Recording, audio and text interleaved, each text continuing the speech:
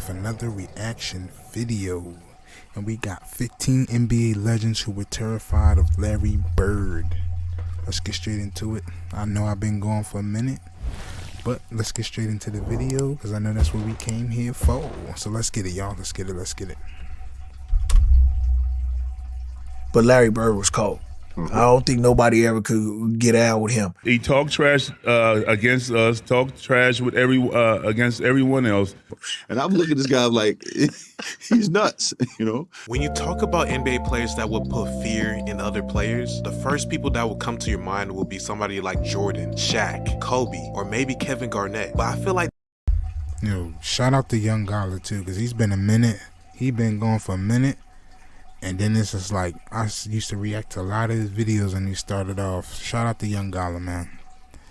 there's one guy that should be on everybody's top 5 when talking about the most feared NBA players, and that is Larry Bird. Like, the trash talking he was having with other players was just disrespectful at an all-time high, but at the same time hilarious and creative. Seriously, I will crack up laughing at the way Bird will make players and even legends look like fools. The fear Bird instilled in players' hearts night after night made him a formidable opponent for defenders and even coaches. Larry would literally tell defenders what he would do on the court and proceed to do it. It was exhausting playing Bird every night because they would be in a physical and mental battle they had never seen before. So I found 15 NBA legends sharing stories about what made Larry Bird so feared by many players. And when these legends are talking, you get to see the amount of respect they have for him. So we will start with number 15, David Robinson, aka the Admiral, who left an indelible mark on the NBA with his extraordinary skills and contributions to the game. There is rarely any footage of David Robinson talking about Larry Bird, but there is an interview a year ago when someone asked him who was his favorite player to play against, and this is what he said. And I know a lot of you young folks may not really remember Larry Bird that well, but that man was a magician. And yeah, no, he was amazing. And he was 6'9", and he had the skill set of a guard. He wasn't that fast. He wasn't that great of an athlete, but he had the heart of a lion. And so playing against him was kind of my real first taste of, man, I want to do that. Right, I want to compete against that every day. That's the kind of thing that's going to make you a monster. And there were a lot of great players. I mean, make no mistake, I've faced a lot of great players every day. But I think when I came into the league, Larry Bird was at his peak, and he was incredible at what he did, and he was humble, and he came to work every single day, and I admired that. And so I think he was my favorite to play against, particularly early in my career. Number 14, we got Gary Payton, one of the most well-known trash talkers in NBA history, who had intimidated many players in his career. But it is shocking how highly he speaks of Bird after all the battles that he went through against Jordan. He will still pick Larry Bird when it comes to getting into your head. This man was a trash-talking connoisseur, but the way Larry Bird was talking trash was something he never experienced. And Larry Bird would shoot it anywhere. If you think about how many times he won a championship and what he was doing and what he was averaging, people don't understand that he was like, oh, he was slow. He wasn't, nah, he was just smart. You know what I'm saying? He was smart and he can get it. He can get it done. He wasn't MVP all them times and all the All-Stars all them times for nothing. I'm going to take you over to this corner. I'm going to dribble 2 times. I'm going to hit your ass in the face, and it bet not touch the rim. Wow. And then he said, if it do, I'm going to come right back and do it again until it touch it. That's how Larry Bird used to get at. Wow. That's crazy. Yeah, Larry Bird was the coldest shit talker ever, man. And he bagged it up because he was so cold. That's you know crazy. What I'm saying? So people, ask people about him. Motherfucker used to tell you, boy, you can't do shit with me. I'm too motherfucking good for this. Wow. I'm going to give you a Christmas present. This jumper in your face. He used to always say this, man. Next, we got Dominique Wilkins, the human highlight film. He was a dominant force on the court, captivating audiences with his electrifying dunks and scoring prowess. He had a versatile offensive game, capable of scoring from various positions on the floor. In the 1980s, Wilkins and Larry Bird had a fierce rivalry. They had one of the most memorable playoff battles in NBA history. Dominique Wilkins shared his experience of what it was like going against Larry Bird as a rookie, and this was hilarious. First time Bird ever talked trash to me. It was my rookie season, my first game I ever played against him. And so I go shake his hand, and he put both hands behind his back. And I'm saying, okay, he getting his head ready to play. And first play of the game, he says, I don't know where they got you guarding me, Holmes. And he shoots a 3. Now, I wasn't upset he made the 3. I said, but this son of a gun just called me Holmes. Look, I was pissed. I said, I wasn't mad he hit the 3, but this son of a bitch just called me Holmes. And so it set up for a really interesting game. Because I remember one time I came down and I dunked it on him. He laying on the ground. He fouled me, and I'm pointing. And he said, hey, Rook. I said, what? He said, what? He said, I like you. You got, he said, you got balls, but I'm still going to get 30 on your ass. He got about 38, but I had to pay my dues. I wasn't upset about that because, back then, as a rookie, you got to pay your dues. Simple as that. He backed up whatever he said. If he tell you going to hit a shot to certain place, or if he going to take you down to the post, turn around, hit a fadeaway J, he going to do just that, and ain't nothing you can do about it. Joe Dumars, a Pistons legend, who many called a Jordan. Time out real quick. So how long are we going to keep going till people really try to give this man the respect? Like, these are recent videos that's coming out. Like, come on. Like, you got, come on, man. Come on. Like, I don't get it. Like, why are people not giving him that respect, man? But let's get it. Jordan stopper and a key member of the Detroit Pistons bad boys era. He holds deep respect for Larry Bird. The intense rivalry between the Pistons and the Boston Celtics during the late 1980s was marked by fierce competition and mutual admiration. You will see Joe Dumars explain how smart and tough Larry Bird was playing against like it was a chess match. I said, but please let's not forget how incredible Bird and the Celtics were in their prime. I said they were almost impossible to go in there and beat. And they said, why? I said, because you could not make a mistake with them.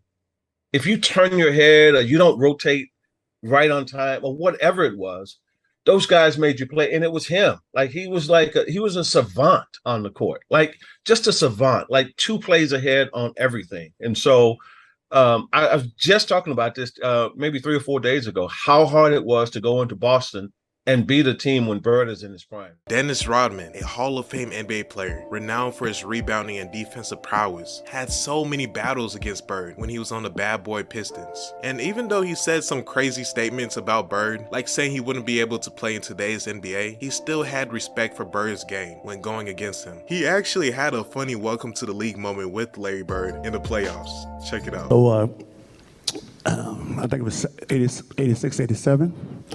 So we were playing Boston Celtics in the Eastern Conference Finals. So they gave me the task. Yo, why is he talking so close to the mic? Like why does he, you can hear him breathing in his throat. Like, why is he, oh man. Dennis Rodman. Of guarding Larry Bird. Guarding Larry Bird. I'm like this 25-year-old rookie in the league. They say, Dennis, you have to guard him.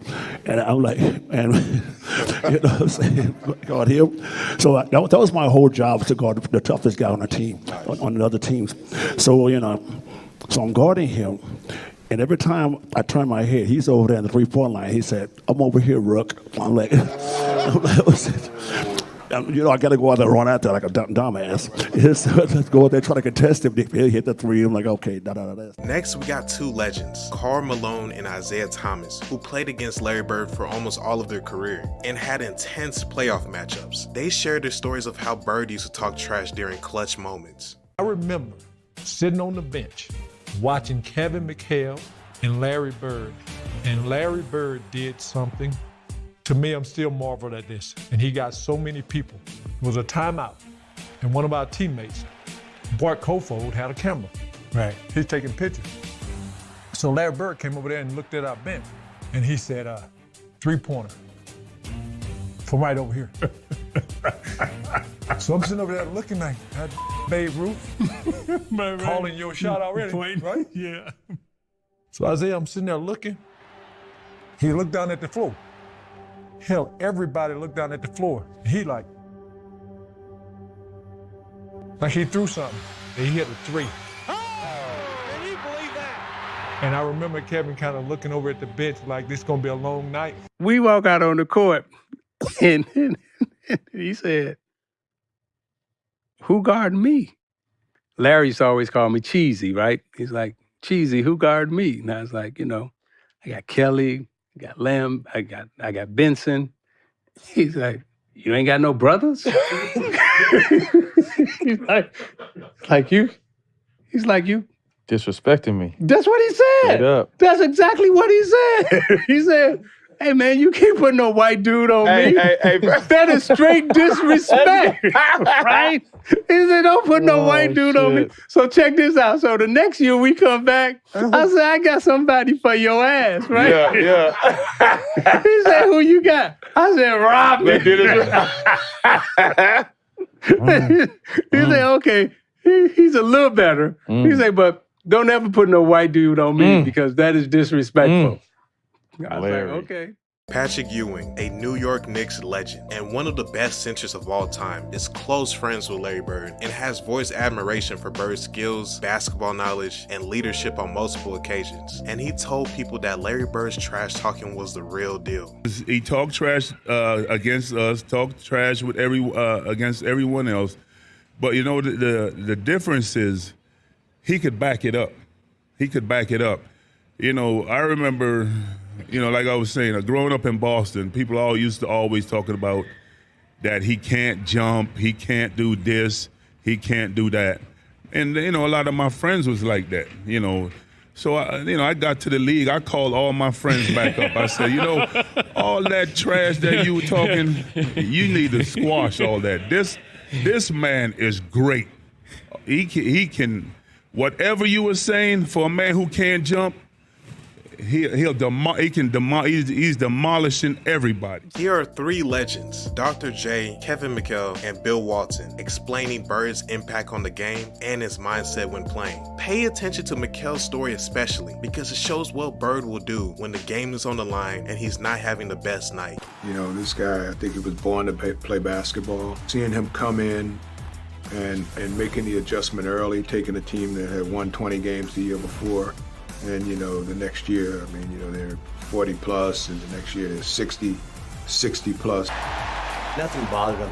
Unbelievable competitor, great hands, great vision, great feel for the game, and just, could go out every single night and just play at an unbelievably high level. Didn't have to shoot the ball really well to have a good game because he did so many different things. I'm out, I'm inbounding the ball. Larry, we're walking. We drop a play. We're walking out there. Larry says, "I'm going to shoot a three. I'm going to win it right here." And I'm like, "Larry, no. I just make it two. We're just going to overtime." I'm thinking, "My God, you haven't made a shot all game long. Don't do that now." So we walk over there, and Larry walks by the bench, and he tells the Phoenix bench, he said, "Nah, I'm fixing to jump out here, bust this play, and knock a three down on you and go home." And the bench looks at him and stuff.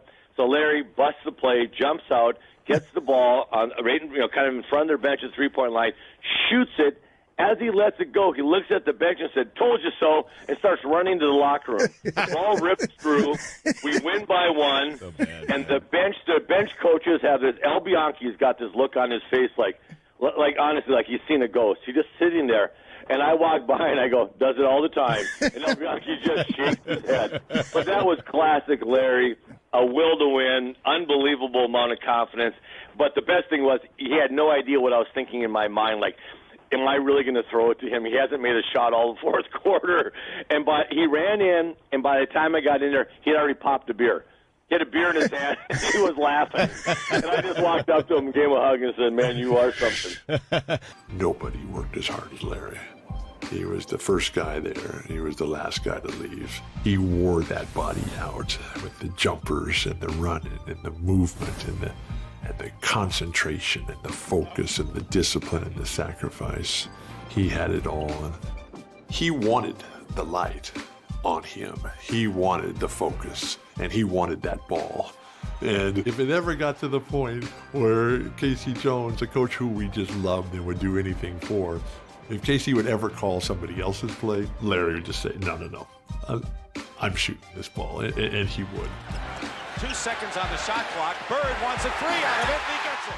Next, we have two NBA legends who are in my top 5 of all time, Magic Johnson and Kareem Abdul-Jabbar. They both said Larry Bird was the best guy they played against. And listen to how they describe Bird's game. You can tell that it was war when getting ready to play against that man. And you had to be on your A game at all times. The best guy I played against might have been, Larry Bird, someone like that. How good was Michael Bird? Jordan. I don't think people don't look appreciate at him and think, they oh, he's said, a white guy, he's slow guy. a chubby white guy. He wore us out, man.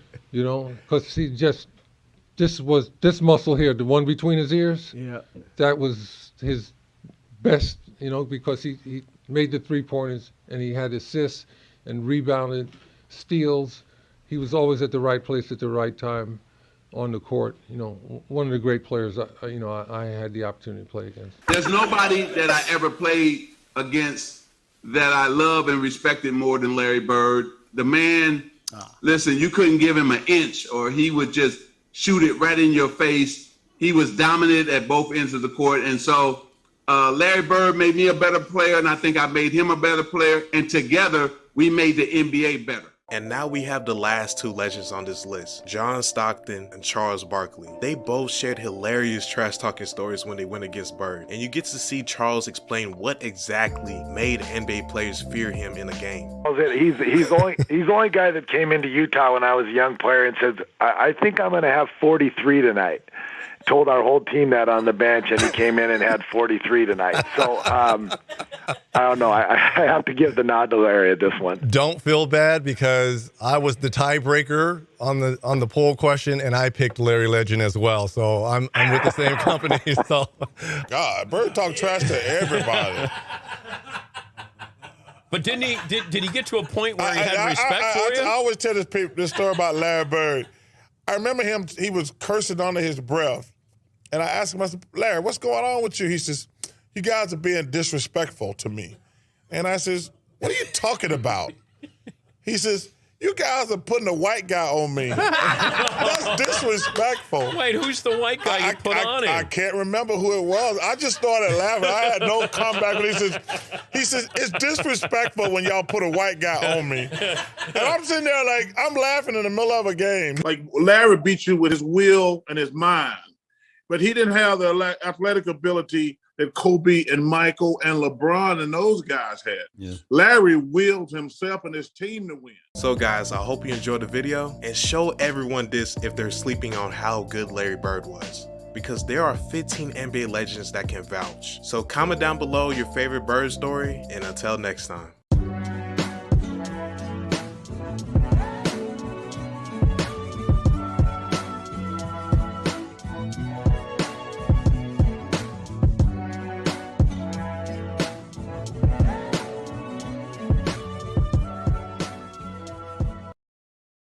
Alrighty, that wraps up that good old Larry Legend. Appreciate y'all, man. Glad to be back. On to these videos. Got some videos you want me to do, leave them down in the comments down below.